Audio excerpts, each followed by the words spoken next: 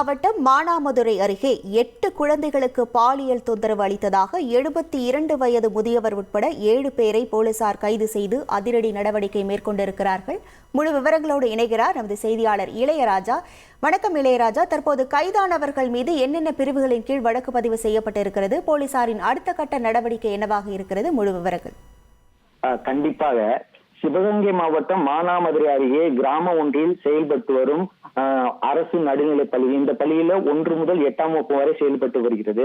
இந்த பள்ளியில கடந்த 2 நாட்களுக்கு முன்னதாக குழந்தைகளுக்கான இலவச சேவை மையம் சார்பில், அதாவது சைல்டு வெல்ஃபேர் சார்பில் விழிப்புணர்வு நிகழ்ச்சியான நடைபெற்றது.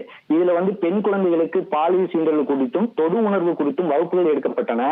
இதில் பெண் குழந்தைகளுக்கு எதுவும் பாலியல் சீண்டல்கள் எதுவும் சந்தித்துள்ளீர்களா என்று, பிரச்சனைகள் எதுவும் சந்தித்துள்ளீர்களா என்று வகுப்பு நடத்தியவர் கேட்கும் பொழுது, அந்த பள்ளியில் பயின்ற ஒரு 8 பெண் குழந்தைகள் ஒன்றின் பின் ஒன்றாக அவர்களுக்கு நடந்த பாலியல் சீண்டல்களை சொல்லும் போது மிக அதிர்ச்சிகரமான தகவல் வெளியானது. அதுல பாத்தீங்கன்னா பள்ளியில் இருந்து வரும்பொழுது அந்த சாலையோரம் உட்கார்ந்து இருக்க அந்த முதியவர்கள் உட்பட 7 பேர் அந்த குழந்தைகளுக்கு பாலியல் சீண்டல் பண்ண, தவறான இடங்களில் தொட்டுதான், தவறான வார்த்தைகளை பேசுகிறாலும், அது மட்டும் இல்லாமல் தங்களது உடைகளை தவறான முறையில் உடைத்திருந்ததாகவும் பல்வேறு குற்றச்சாட்டுகளை வச்சாங்க.